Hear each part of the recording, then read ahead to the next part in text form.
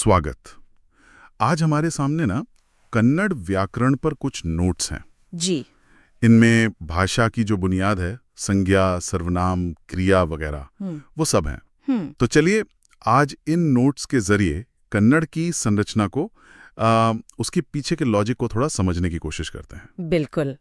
देखते हैं ये नोट्स हमें कन्नड़ के जो मूल तत्व हैं उनकी क्या झलक देते हैं और ये कैसे एक साथ काम करते हैं। हाँ, तो नोट्स में शुरुआत होती है संज्ञा से।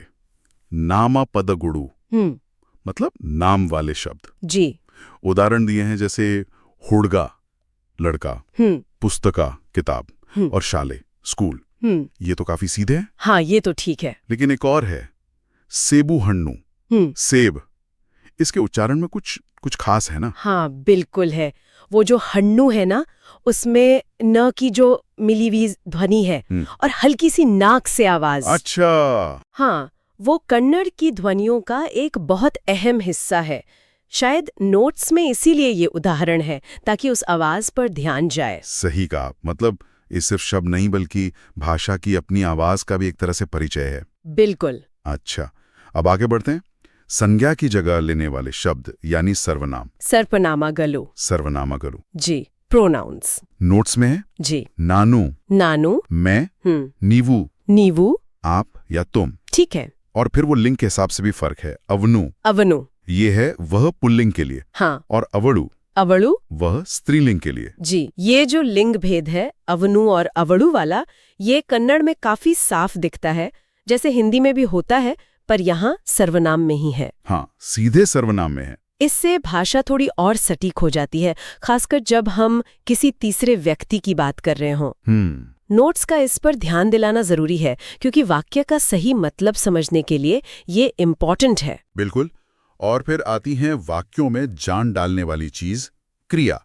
क्रिया पदगड़ू। क्रिया पदगलो। हाँ, वर्ब्स। नोट्स में उदाहरण है तिन्नू खाना, जी। होगू जाना और नोडू देखना।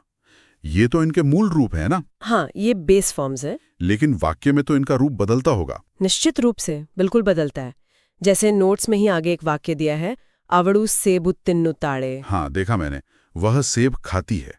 तो यहाँ देखिए, तिन्नु ताड़े जो है वो तिन्नु का ही बदला हुआ रूप है। अच्छा। हाँ, ये कर्ता यानी अवड़ू जो स्त्रीलिंग एक वचन है और काल जो कि वर्तमान काल है उसके अनुसार बदला है। समझ गया। कन्नड़ क्रियाओं का ये जो बदलना है यही वाक्यों को व्याकरण के हिसाब से सही बनाता है। अच्छा, तो मतलब क्रिया का रूप कर्ता और काल के हिसाब से बदलता है। ठीक है जी। आगे नोट्स में संक्षेप में विशेषण और क्रिया विशेषण का भी जिक्र है।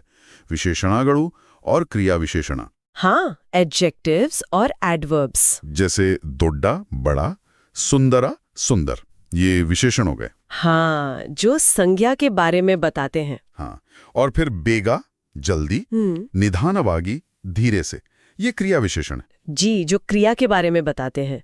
ये शब्द वाक्यों में मतलब डिटेल और रंग भरते हैं। सही। बड़ा घर या जल्दी जाओ। बिल्कुल, इनसे वाक्य ज्यादा जानकारी वाले और सजीव लगते हैं।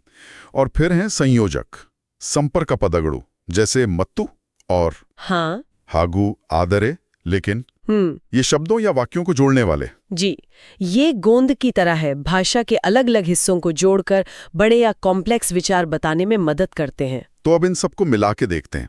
नोट्स में जो सरल वाक्य दिए हैं वो जैसे पहेली के टुकड़े जोड़ते हैं। हाँ। पहला है नानू विद्यार्थी, मैं एक छात्र हूँ, सीधा सा। ठीक है। और दूसरा वो वाला, अवड़ू सेबू तिन्नु ताले, वह सेब खाती है।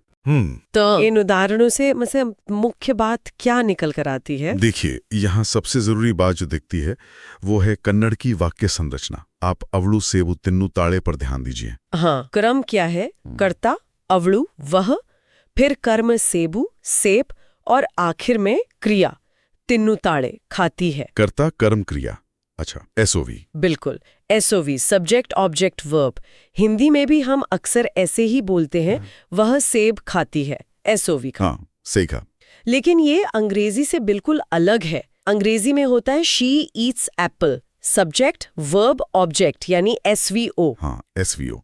तो कन्नड़ एसओवी है हिंदी की तरह। जी, नोट्स में ये उदाहरण शायद इसीलिए हैं ताकि भाषा की इस बुनियादी बनावट को, इस स्ट्रक्चर को समझा जा सके। मतलब कन्नड़ सीखते समय शब्दों के इस क्रम पर ध्यान देना बहुत जरूरी है, खासकर अगर कोई अंग्रेजी जैसी एसवीओ भाषा जानता हो पहले से। बिल्कुल, ये समझना कन्नड़ वाक्यों के सही अर्थ और उसके अपने प्रवाह के लिए, उसके फ्लो के लिए बेहद जरूरी है। तो इन नोट्स के आधार पर आज हमने कन्नड़ व्याकरण के कुछ बुनियादी हिस्से देखे।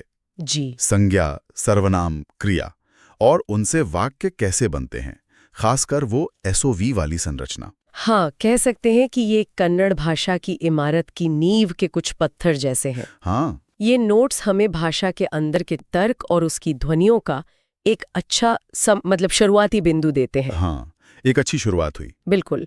अब अंत में एक सवाल है सोचने के लिए। बताइए। इन नोट्स में जो कन्नड़ की एसओवी वाक्य संरचना सामने आई और जो खास ध्वनियां थीं, जैसे वो न, हाँ, तो ये सब उन भाषाओं से कितना मिलता जुलता या कितना अलग है जिन्हें हमारे सुनने वाले पहले से जानते हैं।